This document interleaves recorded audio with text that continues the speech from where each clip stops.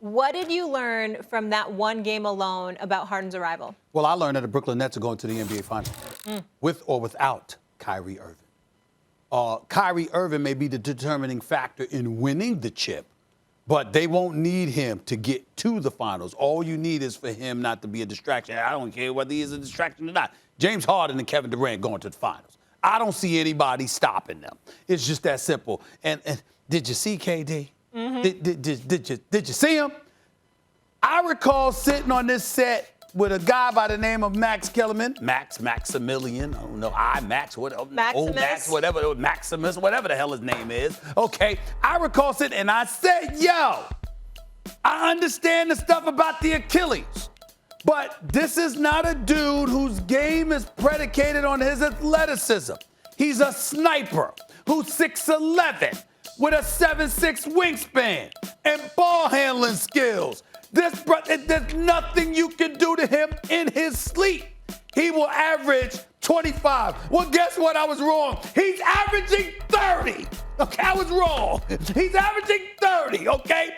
On 54% shooting and 48% from three-point range in his first 10 games back from an Achilles tear after an 18-month layoff. He's averaging 30. Yeah. He ain't even get warmed up yet. He looks okay to me. He ain't even get warmed up yet, okay? And so now you got Harden in there. Yeah. And Harden, with his ability to pass the ball, with questioning his, he dribbles the ball, whatever. Harden will pass. Harden will accumulate assists. And we know what he can do point-wise, particularly one-on-one. Lord have mercy. Brooklyn going to the finals. Brooklyn is going to the finals. That's what I learned. Well, first of all, KD, actually, one of the remarkable things about him so far is his athletic ability, his athleticism, as it were, doesn't look affected at all. He looks like the same guy. He's had an amazing recovery. Let me say this.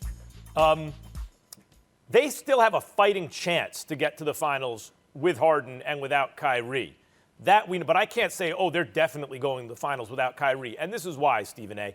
The Harden move accomplished a couple things. It was a muscular move, right? It did more than one thing at one time. It was a hedge against Kyrie imploding or not being available because you brought in a superstar that gives you a premium at the highest level, even above Kyrie or almost everyone in the NBA, to pair with a guy even better than him in KD. And that could make up for a lack of depth, which didn't used to be the problem when the season started. First, the Dinwiddie injury. Then they trade LeVert and Allen, and then LeVert has some scary medical news, some kind of a growth on his kidney. You hope he's okay. But there are three guys of their six best players who aren't there. Look, that's three out of a nice starting five. LeVert and Dinwiddie, kind of quasi-all-star level, and Allen, who's very good. They're all gone. So to make up for that, they got, counterintuitively, instead of looking for more depth to fill it in, they said, no, we're going to go high-end to make up for it. They bring in Harden. What Harden showed with KD is, he can play with KD easy, and they're going to be really good. But that's two guys they have now. They don't have any of their other best players, including maybe Kyrie. So because of how thinned out the team is, in order to bring on Harden, partly as a hedge against Kyrie's absence, you actually really do need two things. For Kyrie to be there for those guys, so it's three stars, and for Kyrie not to gum up the works, not to throw a monkey wrench into everything, because Harden and KD seem to know how to play together.